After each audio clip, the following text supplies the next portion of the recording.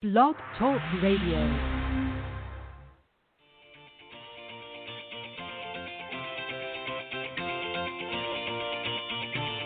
Good morning, everyone. Welcome to the Women of Golf Show. I'm Ted Odorico, and joining me is LPGA professional Cindy Miller, and we are your hosts. We're broadcasting live every Tuesday morning from 9 to 10 a.m. Eastern here on the blogtalkradio.com network, bringing you some of the best golfers, teacher professionals, and entrepreneurs helping to elevate women's golf. We're so glad you decided to join us this morning, so grab your coffee and let's get started.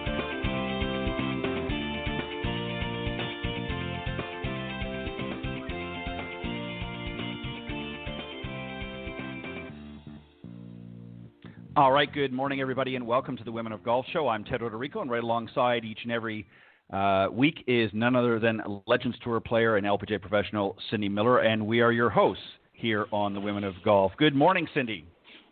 Good morning, Ted. How are you? I'm doing very well. Welcome back. You were off last week, and we're gonna talk about what you were up to in just a moment. But let me just remind everybody that we are live every Tuesday morning from 9 to 10 a.m. Eastern here on the blogtalkradio.com network. And we've got a great show for you.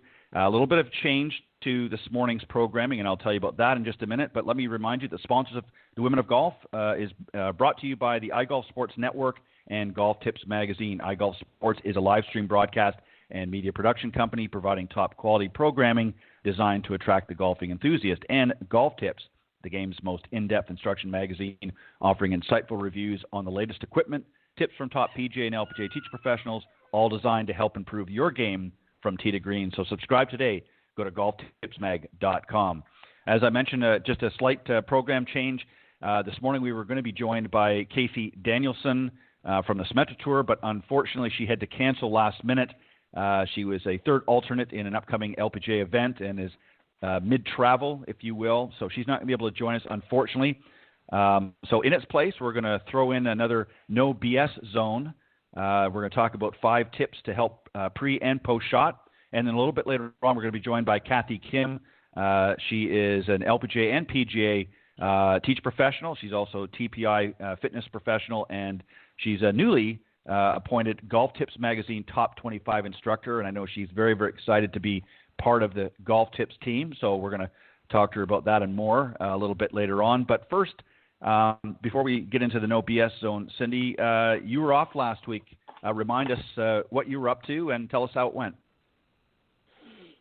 Well, Children's Hospital of Buffalo had a 100-hole marathon to raise money for the hospital, for Children's Hospital of Buffalo. And so our son, Jamie, who's a good player, he was going to play the 100 holes, which I would have done too if he had asked me, but they had to raise money by how many birdies, how many eagles, all that stuff. And he said, hey, Mom, why don't you play 18 of the holes with me and help me raise more money? And I said, okay, I would love to do that. Well, he ended up getting some local celebs, if you will, to participate in this 100-hole marathon and play 18 holes here and there. And I was able to play with a very good player from the Country Club of Buffalo, Mrs. Derrick, and Patty Thompson, who is Thurman Thomas's wife from the Buffalo Bills, former Buffalo Bills NHL or NFL Hall of Fame. And then, so the three of us played our 18 holes, and we had an absolute ball. We raised, Jamie and I raised $8,000, and I think the day raised like $85,000. Now, I got to tell you, my kid, so they had people that would say, I'll donate money for every birdie and eagle. And in the 100 holes that Jamie Miller played, he made 34 birdies and 2 eagles. Wow, right? That's incredible. Yeah, that's just we got to have him on the show just so I can cuss him out. That's not human. That's just incredible. Right? What a great, and I'm like, holy cow.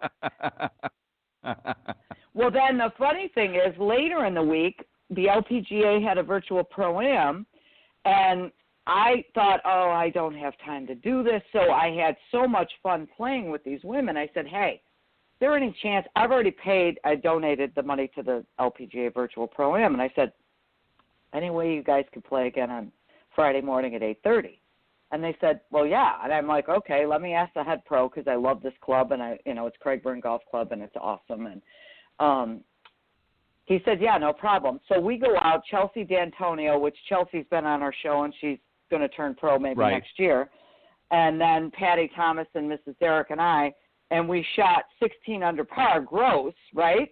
And I'm thinking, we're going to kick butt here. We came in fourth. There was a team in the LPGA Virtual Pro-Am that shot 21 under gross, which I'd like to see that. Yeah. Because I'm not sure. Like, really? That's magical. But anyway, we had a great time. We raised a lot of money for charities. And the LPGA Virtual Pro-Am raised $56,000. Wow, that's great. For the Renee Powell Foundation. Speaking of Renee Powell, we need to have her on again. Yes, I agree. Let's make that happen. One of the really great things, just very quickly, and then we need to move on. It just goes to show you, and we've talked about this a while back on the show, but I think it's worth mentioning again. Just the amazing amount of money that gets raised by so many golf events and charities and so on and so forth, more than any other game or sport on the planet. I mean, there are tournaments, there are events that go on all year long. Obviously, this year, I'm sure it's not going to be maybe quite as spectacular as in previous years just because of all that's going on. But nonetheless, there are literally hundreds and hundreds and hundreds of events and pro-ams and everything you can imagine that goes on in the U.S. here every single year, and just the millions and millions, in fact, billions of dollars that gets raised is just is astonishing. And, it's just amazing. It just blows my mind when I think about it. And I had a gentleman, and the name escapes me, but I had a gentleman on Golf Talk Live several years ago who actually wrote a book about the different charity tournaments and things, and I forget how many there were. And it was just amazing. And he said that through his studies, when he was getting ready to write his book, he said that golf by far was above every other sport out there. Not that the others don't do a great job too. Don't get me wrong. Anything to raise money for charities, I think is spot on. But he said golf by far, no other sport on this planet was even close to the money that is raised through golf charity tournaments like what you played this past weekend. Absolutely. It's amazing. Absolutely. Yeah, it's amazing. And, when you can do some good things like that for, especially helping out, children's hospitals and things like that. I know the Nicholases have done that for years. I know Arnold Palmer and Winnie and his group have done some very similar work over the years, always doing things to give back. And, it just always astonishes me when I hear great stories. And congrats to Jamie for knocking him in the hole. Wow, that's fantastic. Right. Yeah. I used to like him, but I don't anymore because he just makes me sick. No, he's a great guy and a great young man, and he's as they say, a chip off the old block. So kudos to him and congratulations on you guys raising some money. All right, so let's enter the no BS zone, Cindy, and we're going to talk about just a few tips here to help pre and post shots. The first three are going to be really pre-shot and then post-shot, if you will, and everybody will understand. So the first one, Cindy, is decisions. Before we hit any shot, there's always several decisions that need to be made and various different elements to take into account. Factors to take into account might include the wind, flag position, grain, etc. Depending on the shot. If you're on the green, you're going to want to see what the grain's doing. All that information, and there's others that are included in that, help you decide what might be the best shots, the best shape, and maybe even the best club that are going to be considered before you actually take the shot. So, Cindy, when you were out on tour, when you go out and you play, Obviously, this was an important part. Maybe you can kind of walk through a little bit what you used to do and what you particularly were paying attention to when you were in that decision-making process before each shot. Well, when you walk up to the ball, first you look at the lie. And what's the lie look like? Is it sitting down? Is it a good lie? Is it a bad lie? Are you in a divot? What's the lie? Because the lie is going to dictate the shot that you choose. That's the number one thing. Then you look at the yardage, and then you look at what's the wind doing, what's the weather like, because it's starting to get chillier up here. It was 43 this morning. Mm-hmm. And because the colder it is, the less the ball will fly. The warmer it is, the ball will fly a little further. And then you want to, what I do is I figure out playable yardage. So from the lie and the yardage and the wind and the temperature, what's the playable yardage? So you might have 100 yards to the hole, and it might be, the wind might be blowing in your face. It might be playing 115. And then you acknowledge stupid. And what I mean by that is you say, where would stupid hit this ball? And stupid would hit the ball in the bunker and bury it in the lip. Now, what I've learned in all my years of playing and blowing it is that your mind doesn't hear a negative. So when you say to yourself, don't hit it in the bunker, you jerk, your brain hears, hit it in the bunker, you jerk. So I've created acknowledge stupid to say, oh, that's where stupid would go. How do I avoid stupid and play away from it? So it might be, if the bunker's on the front left, I'm going to aim long right. So you're not even aiming at the pin most times. You're aiming at an area of the green that is where smart would go instead of stupid. Right. And then all that stuff gets weighed into the decision-making process and say, okay, I want to hit it 115 and I'm going to the back right. What club do I need to use to do that? And then if you're between clubs, let's say, I hit my pitching wedge 100, I hit my 9-iron 110, I hit my 8 120. Well, do you want to hit 9 hard or you want to take 8 and grip down on it or take a 3/4 swing? So all that stuff comes into play. And then you have to stop and say, am I comfortable with this decision? And if you're not, don't choose the club. Don't choose the shot. Redo the whole decision-making process. Because when you're standing over the ball and you have doubt and apprehension, I can guarantee you're going to miss the shot. So that's what I do. Right. Well, and great points. And the other thing, too, I just want to point out, because you mentioned some yardage there.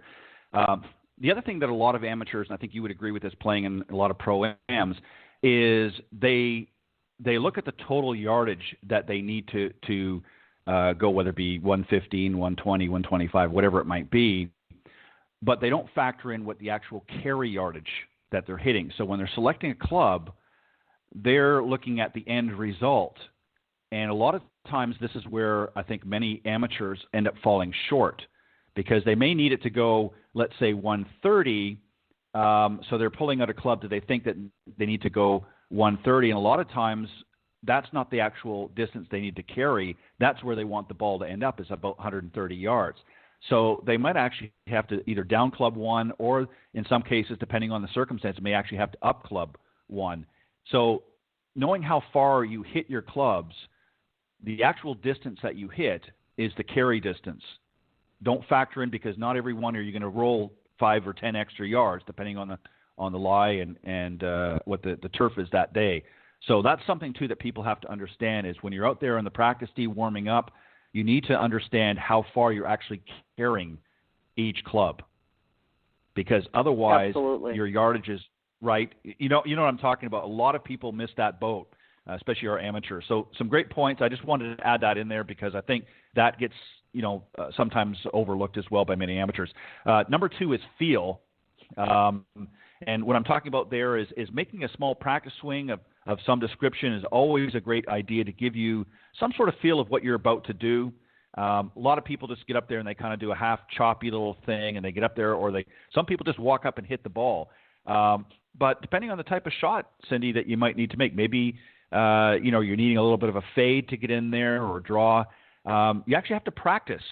So it's a good idea to get feel. Tiger, all the top pros do that, but Tiger was infamous for doing that. When he needed to hit a fade or he needed to cut the ball, he would practice a swing that would be conducive to that.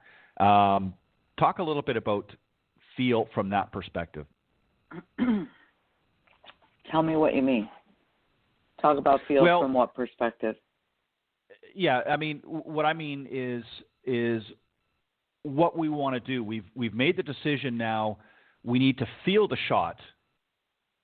So we need to feel the shot. So again, if we're going to hit a fade, we need to swing like we're hitting a fade because it is different. We're obviously going to hold off on the club a little bit. We're not going to turn our hands over or that sort of thing. So what is it that we need to be feeling, or what is it we need to do at this point after we've made our decision, we're committed to the shot, now we need to practice that swing in order to make sure we're going to execute the shot we want? Does that make sense? Well, yeah, but what I would tell you, this is going to sound bad, but plug your ears. Most people can't hit the ball straight on purpose and know what their swing thoughts and feels are. So I wouldn't even be talking about how to fade it or draw it. I would say I'm going to hit this straight and I'm going to aim, to the right of the pin or to the right of the bunker, right, and hit this 115-yard shot with the right club, and I'm just going to try to make my normal swing. And if it fades or it draws a little bit, so be it. If I aim where it's safe, either shot should work out fine. So the catch is, can I hit the ball fairly straight with the club that I've got? And, I wouldn't get too fancy with trying to work the ball. If you can't hit it straight on purpose and have a swing thought and feel, don't even think about working the ball. I knew you were going to say that. No, you're exactly right. The catch is you're going to double cross it. What if you double cross? So what's a double cross for our listeners? You're trying to fade it and you pull hook it. Now you're dead. Yeah. We want to learn how to score better. Just learn how to hit it straight on purpose. And if you don't know how, email me, Cindy@CindyMillerGolf.com. I'll help you. Great plug. Number 3, visualize. This one I think everybody can do. Visualizing the shot before you play it is one of the most important parts. Obviously, again, going back to your point, if you're not somebody that has the ability to work the ball, but you still need to visualize what it is you want to do. Where do you want it to land? Have you picked a target out? That sort of thing. Talk about visualizing what we want to do. Well, when you walk up to it, again, I'm going to backtrack here for a second. Alan and I do a course called Improve Your Game from the Inside Out. And so what we do is we have a slide that there's a picture of a green, like an island green, like 17 at Sawgrass, right? And there's a bunker left, and then there's the pin. And we ask the attendees or the students, what do you see? And they see the water in the bunker. Well, Alan and I see long right. So we see safe. So I would challenge our listeners to stop and ask themselves, what do they see? And are they looking at where they don't want to hit it or where they do want to hit it? And then when they look at where they do want to hit it, they should say, how am I going to swing? What's the shot that I visualize or see where I want to hit the ball, right? And everybody can do that, but I'm just warning you to make sure that you're seeing the right thing and not making yourself more stressed out by visualizing, oh, God, don't go in the bunker, or I don't know what I'm seeing. So do you want to hit it high? Do you want to hit it low? What kind of shot is your best play from this position? Right. And exactly. And I think the idea is really just to get an idea of once you've picked your target, whether it be, if you're hitting even not even to the green, but maybe you're on the tee box and you want to hit into a certain part of the fairway, maybe you want to hit to the left side or you want to hit to the right side in order to put yourself in a better position. You need to pick a target. You need to be able to visualize, okay, what do I do? And it may not be the most pretty shot. Again, if you're a very high handicapper, you may not striking it very solid yet. But again, you still need to – it's good to get into the practice. Okay, this is where I want to put the ball. Again, you're not working it. You're just adjusting your aim a little bit. So it's good to visualize what it is you want to do, because it adds confidence. It says, okay, this is what I want to do. And even if it doesn't come off perfect, at least you've made a commitment. And that's really the key that we're trying to stress here. Next one, number 4, is actually commit to the trigger or hitting the shot. So once you've seen the shot in your head and you've done all the other previous steps that we just talked about, you're ready now to actually execute and hit the shot. What do we do at this point, Cindy? Because it's, again, I think a lot of people just sort of walk up to the ball and they hit it. This is where what we talked about is really part of the pre-shot routine. But a lot of professionals recommend that when you get up and set up over the ball, that you have some sort of a trigger, if you will, in order to, because the ball is stationary, unlike other sports, you want to have some sort of a trigger to initiate your backswing. What are maybe some good ones that you can think of, and what are some things that you've seen maybe that are counterproductive, for lack of better words? I think it's important for you to know whether you're audio-visual or kinesthetic. Do you want to see it, feel it, or hear it?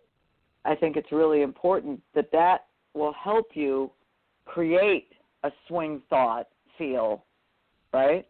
So I happen to be a visual auditory. While I'm standing over the ball, I picture that I'm spiked to a pole, I can't move, right? And that I do a mantra: swing, hinge, kill. So that's my thoughts. My feeling is to let the club head go, let it rip. But you have to, it's funny that you say this, because you have to have some kind of a simple right-brained thought while you're swinging. So many people don't think anything, and that's when the gerbils will show up. Look out! The water! Right. Right? Yeah, that's exactly right. Yeah, and really what I'm talking about, Cindy, is, Jack Nicklaus is an example. Used to have a lot of golfers do, but Jack famously, of course, had a little bit of a waggle. He'd get over there and he'd look down the target. He'd look down the line of flight, and he'd look at his target, and he'd waggle the club a little bit. And you didn't see him really. Some players don't ground the club, especially off the tee box. They don't ground it. They hover it a little bit over and behind the ball, and then they pull the trigger. Others, drop it behind, and there's very little movement, and maybe in the club itself, but maybe what they might do is there might be a forward press of the shaft. They might just do a very slight forward press of the shaft, and then pull the trigger. And others don't do anything at all. But it's good to have something, and you have to find something that works for you, because again, if you go from a completely stationary position, it's very, very difficult, especially if you've got your club grounded, on the tee box. A lot of times people end up dragging it along the grass, or they snatch it up real quick, and they get out of sequence. So I think it's good to have that, but you're right. You have to kind of find what works for you, and this is something that your teacher professional or your coach can help you with to develop the right pre-shot routine for you, and then also when it's time to hit that shot, maybe develops some sort of a cue. Some even if for right-handed golfers, they might just slightly press in their right knee just a little bit, just to initiate the backswing. So find what works for you, and I think you'll be well on your way. The last one is again sort of falls into the post shot, and that is react. Although the golf ball has already left the club face, and your reaction can be a key part of the next pre-shot routine. If you hit a bad shot, a negative overreaction, right, can often cost you when it comes to the next shot. Carrying negative thoughts from one shot to another creates frustration and anxiety with which are two things that will definitely cause damage to your score. So let's talk about that, Cindy. We've all hit some really great shots out there, but we've all hit some bad shots. Is too much made of reaction afterwards, or is it an important factor to consider? And what should be our reaction? Totally. Well, I tell people they've got 3 seconds to react, and then they have to respond, and then they have to recover. So and here's one that we talked about this a few weeks ago. Watch your ball until it's done, until it stops. Mm-hmm. Because if you go, oh, and you turn around and flip over and you don't see where the ball goes, then you can't find your ball. And I hate playing with people that I got to search for their ball on every shot. That's like a total pain in the butt. Nobody wants to play with you if we have to look for your golf ball all day. So watch where your ball goes till the end. You've got 3 seconds to react, and then you have to respond and say, okay, what did I just do? And then recover. Say, okay, I'm going to do better next time. Most people miss shots. More shots. Mm-hmm. More and more and more and more shots than any, the tour players that make the most money have missed more shots than everybody else. Why? Well, because that's what they do for a living. That's exactly right. And, I think it's okay. A lot of people, we hear a lot of talk in the industry, especially from some of our mental coaches that, well, you can't get upset and, you don't want to be angry about the shot. But some tour players out there say, you know what, if I get upset for just a few seconds after and get that negative energy out, then I'm good.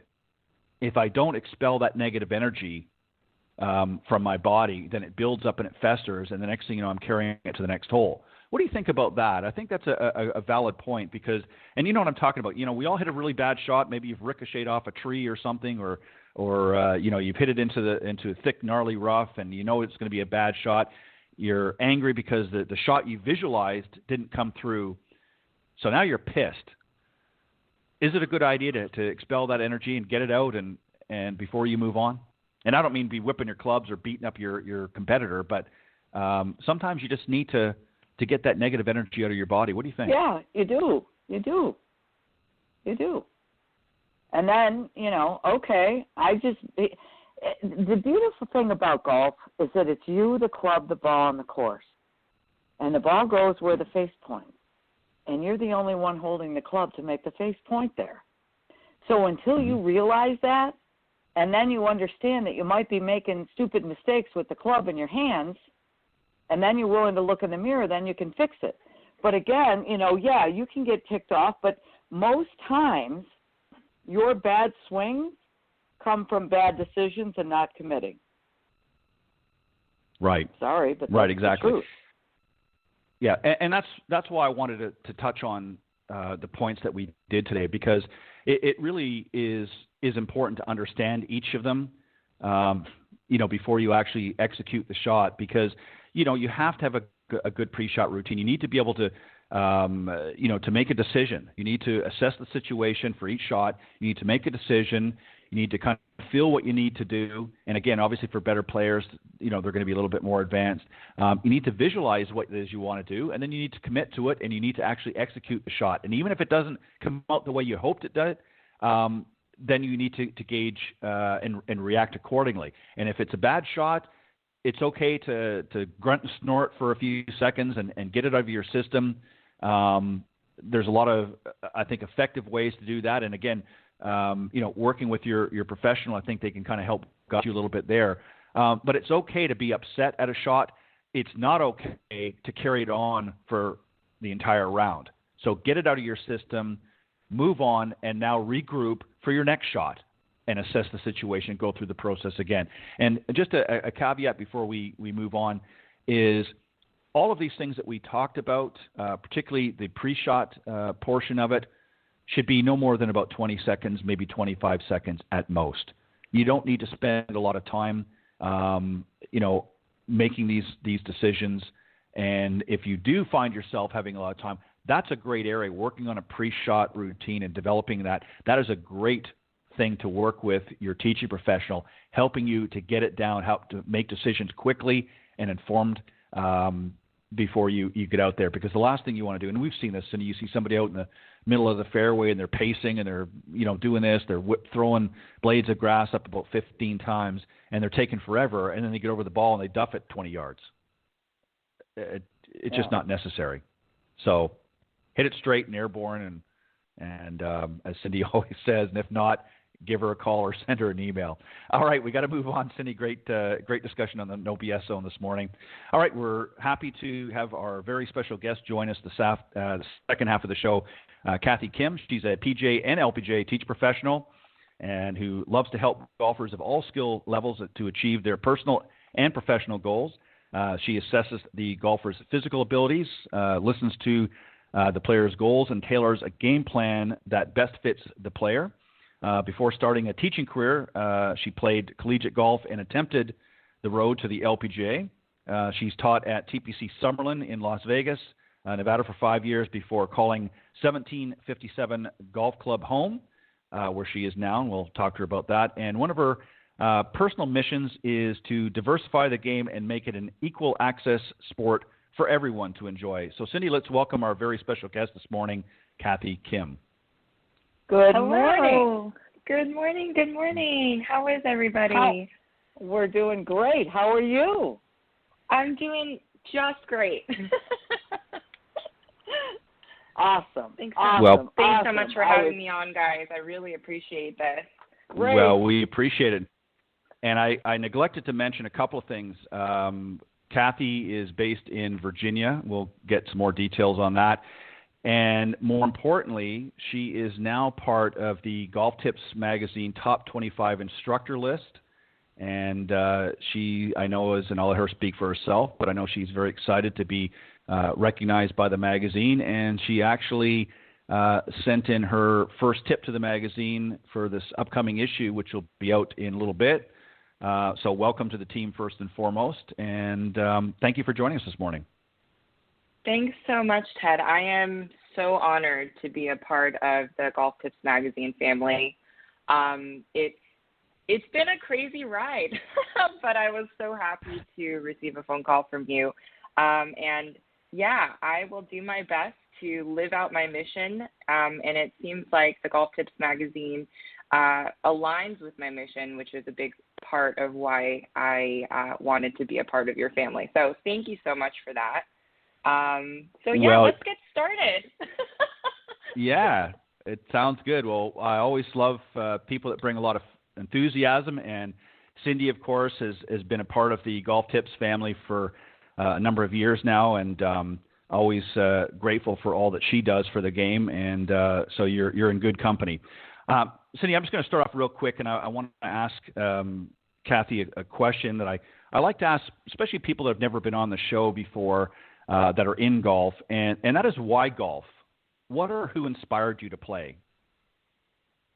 Well, so when I first started, it actually, let me start with this. My dad first started golfing. He was the first golfer in the family. Not long after that, he found a PGA professional run summer camp and threw me into that camp, just mainly as a means of babysitting. And from that point on, one of the PGA professionals who was running the camp offered me free golf lessons. I don't know what he saw in my swing, but he said, I will offer you free golf lessons. Let's get you started. And it was from that point on that I had become a competitive golfer. And so almost my entire golf career, I have been a competitive golfer through junior golf, collegiate golf, a little bit into the professional golf. And that's how I have lived my golf life. My family has been a part of that journey with me the entire way. And thanks to that PGA professional who offered me those free golf lessons, that's why golf. And you know what? It's been such a full circle kind of experience for me to be able to return that kind of enthusiasm for the game. And, I don't consider myself just to be a teacher of the game.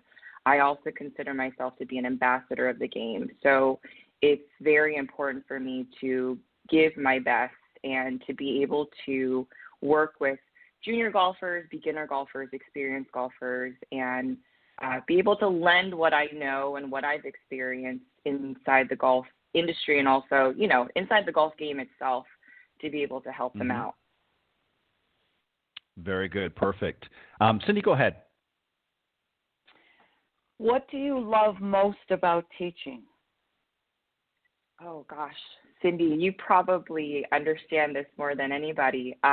So for me, it's that moment when you're giving a lesson and you're you're teaching that concept to them. You're going, okay, well, this is how it, you want to feel, and this is how you want to be.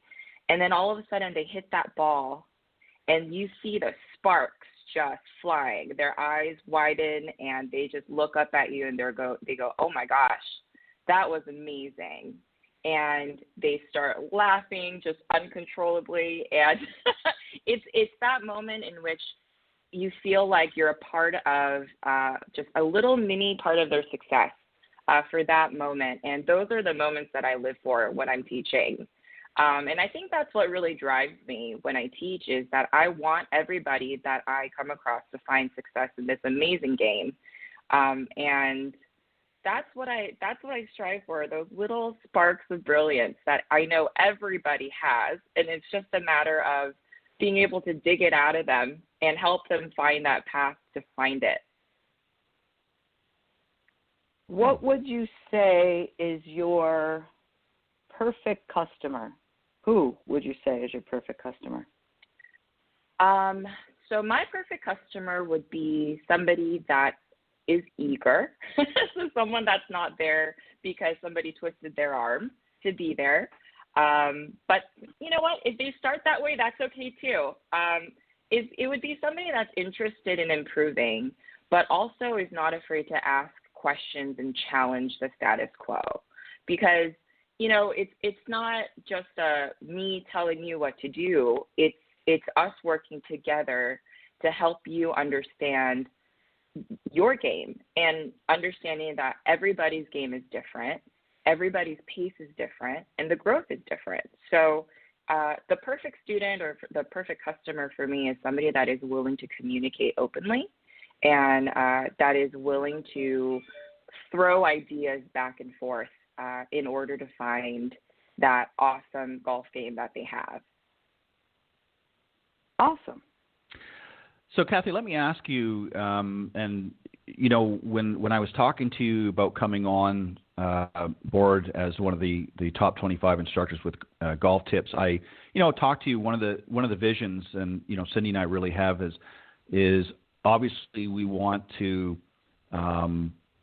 grow the game as a general rule, but particularly we want to really grow the game in the women's market because it has such a huge potential, and that's one of the reasons why we do this show. And statistically, at least a third, if not better than that, of all new golfers, especially over the last several seasons, even this season, are women getting into the game. But like any new golfer, there's a difficulty in that transitioning and becoming a beginner into a player. And many have expressed a lot of fear and anxiety getting out there. What are some of the fears and anxieties that you've heard from some of the female players, the newer players or newer beginners coming in to this game? What's most important to them that kind of gives them a little bit of a pause? What do you think? Yeah, so I hear a few of the things that I hear over and over again. Number one is they don't want to feel out of place. And I totally understand that because when you go somewhere new, you're very self-conscious about, how you're acting or what you're wearing and all of that stuff. And you just want to fit in. And I think that is a big barrier to entry-level women's golf because, we want to fit in. So it's one of those challenges where I think it's up to first of all, if you're a beginner golfer, it doesn't matter whether you're a man or a woman, you're going to have questions. You're going to want to know basically like before the 101 golf, right? Before you're learning the golf swing, you want to know where to go, how to book a tee time, how to book a lesson, how to find a golf instructor. Those are the questions that I think need to be answered more so by instructors like Cindy and I, or active instructors like Cindy and I, or even somebody that's experienced. And that's the most common concern that I get is, well, I don't want to feel out of place. How do I feel comfortable at a golf course or at a driving range that I've never been to? Because I feel like everyone is watching me. I feel so out of place that everyone is watching me, and that's the biggest one.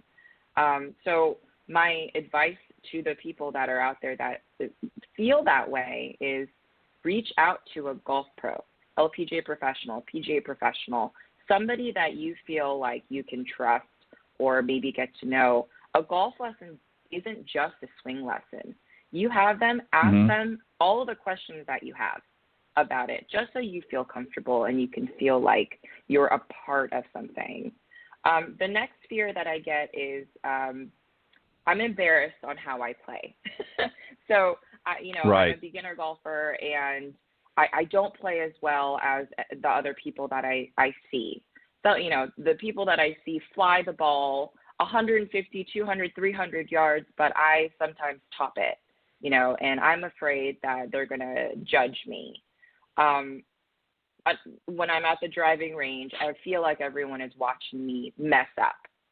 And, to be quite frank, no one is paying attention to you on the driving range because they're so engulfed in their own golf games that they don't care. So the driving range is a place where everyone is going to hone their skill, and no one else is going to be concerned about your golf game. Now, as a female, you get the occasional males that just randomly come up to you and go, hey, I see that you're doing this with your golf swing. Let me help you out with it. And for all of the females out there that are listening, if you are working with a professional, I know that you're probably a nice person, but just make sure you respectfully decline their advice. Because I've had students come back to me and say, hey, so-and-so, or somebody on the range told me that I should be doing this. And that's like the worst thing you could probably hear as a teacher, is that they took advice from a 30 handicapper, right? When that person doesn't really know any more than that she probably knows. So that's the second most biggest fear, is that just the embarrassment of not being able to strike the ball and feel like you're a good golfer. Yeah, I would agree. And I think if I was advising that woman, I would probably tell her to carry a can of mace in her golf bag or something, and just kind of give them a little shh. But you're exactly right. It's funny that you mentioned that, because about 3 weeks ago I was up on a range locally here, and I was just hitting some balls, just having some fun, and nothing, doing anything particular. And there was a woman that came up and sort of parked in the next spot beside me, and she kind of prefaced herself and said, I'll try not to hit you. I'm not very good, and so on and so forth. And I said to her, because I didn't want to impose, I was on somebody else's turf, so I didn't want to impose. And I asked her if she was working with somebody, and she said she really wasn't. Her husband had sort of taught her, and so she was trying to work on a little bit of her game. And she said, I'm so worried about, embarrassing myself. And I said, come here for a second. And I said, and there was probably about 15 other people, further down. And I said, before you do anything, I want you to turn around and I want you to look down range. And she said the very same thing that you did, Cathy, was about, I don't want to look bad, and I'm worried that people are going to be looking at me. And I said, look, 8 out of those 15 people are probably not hitting any better than you are. And I said, so they're, just as your point, to prove your point, they're focusing on their own. They're not really paying attention unless you hit somebody. So I said, just work on the things. I said, ideally you should, connect with a golf professional and get some proper lessons. Not that I, don't think your husband's helping you, but unless he's a trained, certified teacher professional, that's not the best place to get it from. And I think he would understand that. But you're right. I mean, there's always, Cindy, you always refer to this as the committee of they, that they like to come up and everybody wants to give you some free advice. And And, that's, you've just got to learn to say thank you very much, but I'm working with, even if you're not, just say I'm working with somebody right now, and that's what I'm here to work on today. But Cindy, go ahead. I was just listening to you. I'm like totally right. Cathy, what do you say to people that the committee has, like if they come back and they say, because this happens everywhere, right? This guy on the range, I was hitting balls, and they said, you're looking up, or what do you say to that student to nicely, because you don't want to say don't listen to them, but what do you tell that student? Well, so I listened to what they, that person had told her, right, about her swing, and if it's valid or if there is some sort of legitimacy behind the advice, then I absolutely validate and acknowledge it. But usually it's not all correct. So I will validate the parts that are correct, but then I will, I'll explain to them, well, this part is not so right. And it probably won't do you any good if you continue to practice this specific thing. It might work right now, right? It might have worked during your practice yesterday, but in the long run, it's probably going to, and it likely will, right? It'll probably create either a bad habit or it just won't work anymore. So it's not that I will shut it down, immediately, but it's just making sure that the student knows why something is correct and why something is incorrect, even if they're a flat-out beginner, right? Because everyone has hand-eye coordination. That's why they can hit the ball. So there's some sort of athleticism there. So they'll be able to understand if I explain to them why something is correct and why something may not be correct in the long term. Got it. Very good. Let me ask you, Cathy, what are some of your favorite tips that you like to give your students? And then tell us a little bit about what you're doing at the 1757 Golf Club. Yeah, absolutely. So I'll tell you a couple of the common tips that I find myself using over and over again. So number one, it's in putting.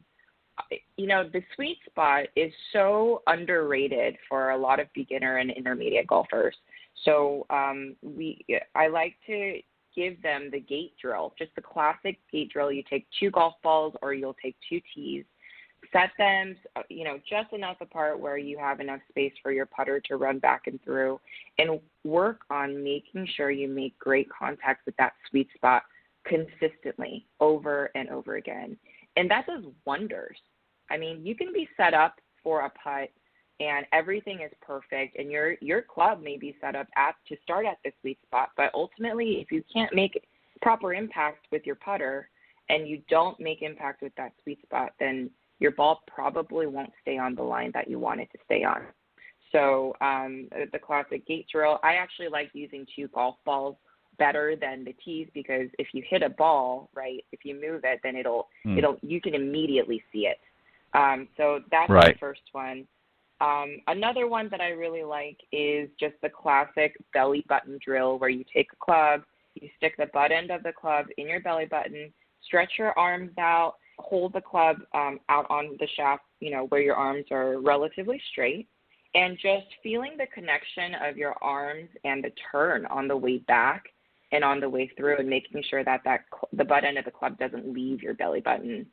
That is a great way for somebody, especially a beginner, to feel the body, utilizing the body instead of just the arms and the hands. And that's one that I find myself using a lot. And that's actually one of my most popular YouTube videos, is the belly button drill. Just being able to feel that body and arm connection. Yeah, I think that's a great drill as well. I couldn't agree more.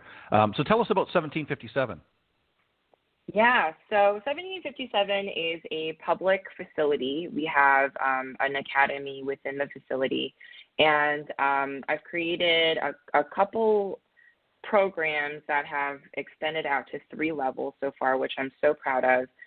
The first one, the program is called Women Who Golf, levels 1, 2, and 3. Level 1 being somebody that just starts out, that has all of the questions, may not even have golf clubs, which we can provide for you, all the way to level 3, where I take you out to the golf course. We work on course management, specialty shots, that kind of thing.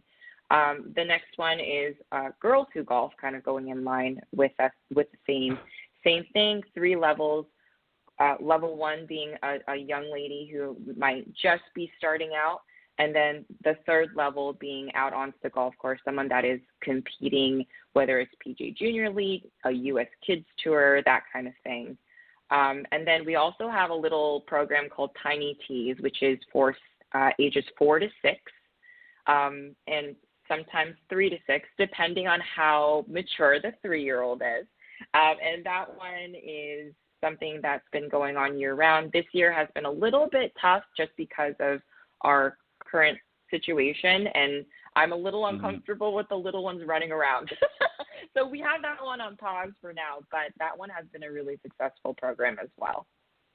And then obviously the private lessons that I do there. Yep, and then the virtual lessons as well. Perfect. I think it's, obviously we have to make adjustments right now given our current environments, but it's nice to see, and I think Cindy would agree, the golf industry as a whole has been very, very fortunate in many ways. Obviously, the tournaments have had their struggles earlier on, during this pandemic, but they're, starting to come around again to help finish out the season. But as far as instruction and actually being able to get out and play golf, our industry actually really has been very, very fortunate compared to obviously many others out there, and particularly in other sports. So we're very, very blessed, and everybody's been super busy, I think, this season just because of that, with folks not having a lot to do. So we're very, very blessed, and hopefully we can get this resolved relatively quickly in the next little bit, and kind of get back to normalcy for everybody. But we've certainly been very, very lucky in the golf industry through this difficult time. Cindy, go ahead. Do you have any questions for Cathy? I do not. I'm just so glad you were able to join us today. Thanks so much, Cindy. I really appreciate it. I'm so happy to be chatting with you guys. Don't you love being in a public facility? I just have to say that. I do. It's different because I came from the private club sector, but it's been really awesome. Just the amount of volume that you get and just the opportunities to meet new people has been really phenomenal. Billy Cats for Golf has done a really great job with 1757. So I kind of walked into already a successful place, and I'm just hoping I can contribute to that place and help grow the game. I'm sure you are, dear. Great job. Thank you. Cathy does a great job. I've been on their website and saw the many advertisements for the programs that you're running and stuff like that. And I think it's great. I think you're really covering a lot of the bases, and I think it's important to really focus in on especially the beginners. There's so many people that, especially during this difficult time, that have gravitated to golf because of the lack of other things to be able to do functionally. And I think it's important for us to really, grasp onto that and help them, get a good introduction to this game. So that's going to be sort of my last question in the last few moments that we have. Because there have been so many people that maybe typically would not have been drawn to golf otherwise, that have, I hate to use the word forced, but have had no other options, so they're now coming to golf. What do you think as an industry we need to really pay attention to here so that we can kind of take advantage of, in a good way, of this new opportunity of reaching people that we might not have had access to before? What would you suggest? Yeah, I I definitely feel the influx in new golfers, and even amongst my friends who never had played golf before, they're now coming out and, they picked up a golf club and they like it. Not sure if they're going to stick with it just yet, because other things will start to open up and other activities will start to open up. I think as a golf industry, or just talking about golf courses specifically, it's going to be really important to keep it fresh, keep programming fresh, being able to offer experiences over just plain classes or, just plain lessons. I think it's going to be up to whether it's a public or a private club to be able to present themselves as a place of not just golf, but to be able to eat there, to hang out there, to be able to supply other things to keep them interested. And the other part is, like you guys mentioned before, over a third of new golfers are women, which means we need more women in the industry, and we need more female faces at golf courses. We need more diverse faces at golf courses. And those, I think, are the things that need to be caught up, so to speak. I think that's where our industry might be a little bit behind, is that we just haven't fully diversified yet to be able to support the diverse masses.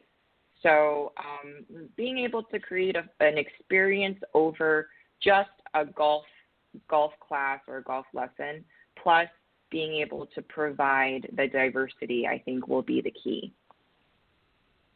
Yeah, I couldn't agree more. And I think the other thing, too, is because I know sometimes we fall into this trap, as we all know here, golf is a difficult game. It's not like many of the other games. It is more challenging to learn, and it obviously, for obvious reasons, it can be more costly. So those are areas that obviously we have to address. But I think the number one thing, if I was to look at this, in addition to those two, is we have to make it fun. And I don't mean just out in the golf course fun playing, but actually practicing. Because I've been around this game a long, long time, and I know that even I can sometimes, if I don't keep it interesting and fresh, it can get a little boring out in the practice tee. So we've got to make it fun, be creative, and be inventive, so that when people do want to go and work on things that they need to work on, they can do it in sort of a fun and energetic way, and not just sort of like, I got to go and hit balls again today to, before my next lesson. So, I think that's something that we really got to do, is to make it fun and attractive and say, yeah, it's going to be tough, it's going to be difficult and challenging at times, but the rewards are going to be so great, and we want to make sure you're having a good time while you're doing it. So I think those are some areas that we need to really make sure that we stay focused on in order to continue to grow this game. Well, Cathy, we want to thank you for joining us this morning. We appreciate you taking time out of your schedule. And very quickly, if you want to let the listeners know if they want to follow you or if they want to reach out to you, maybe some ways that they can do that. Yeah, thanks so much for having me on again, guys. I'm so happy to be chatting with you about this. So you guys can reach me on YouTube and just search Cathy Kim Golf. I have some videos, instructional videos up. My main social media platform is Instagram at Cathy Kim Golf. You can follow some tips. I have before and afters of my students, and you can kind of follow my daily life, so to speak, on the stories there. And then if you want to reach out to me, please go to cathykimgolf.com. You can reach out to me through my website. Perfect. Well, Cathy, again, thank you very much, and keep up the great work, and congratulations again on being part of the Golf Tips Magazine family. I'm looking forward to you working with all of the many other professionals that are part of it, like Cindy and others. And we wish you all the success and have a safe and eventful day out there teaching some of the new beginners and others about this great game. Great. Thank you so much, Ted and Cindy. I really appreciate it. Have a wonderful day. Thanks, Cathy. You too, honey. Have a great day. All right. Thanks. Bye-bye. All right. That was Cathy Kim, our very special guest, and you can find her at the 1757 Golf Club up in Virginia. And you can also reach out to cathykimgolf.com to get her contact information if you want to follow her on social media, as she mentioned. But Great young lady, Cindy. You know what? She's really very, very brings a lot of energy to the game. Really enjoys it, and you can't ask for more than that. Absolutely. What a great kid. Yeah, young woman. I couldn't agree more. That's right. To me, anyways, she probably is a kid, but yeah, I hear you. All right, so we want to thank everybody for joining in, and we appreciate it. Next week, we will return with the current winner of another Symetra Tour event and another great guest, so make sure you tune in to the Women of Golf next week. On behalf of Cindy Miller, I'm Ted Odorico. God bless everybody, and have a great week. Thanks, Cindy. Thanks, Ted. Bye-bye.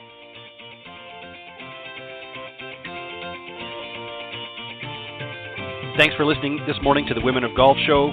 Tune in live each week by visiting blogtalkradio.com/Women of Golf or on any of these social media platforms: iTunes, Stitcher, TuneIn, CastBox, TalkStream Live, and of course Spotify. If you can't join us live, check out our on-demand section for previously aired broadcasts. To get updates for future shows and upcoming guests, you can follow us on Facebook at Women of Golf. You can also follow me on Twitter at TedandBuckCEO and Cindy at Cindy Miller Golf. Please remember to join us next week on the Women of Golf Show. See you next time. This has been a production of the iGolf Sports Network.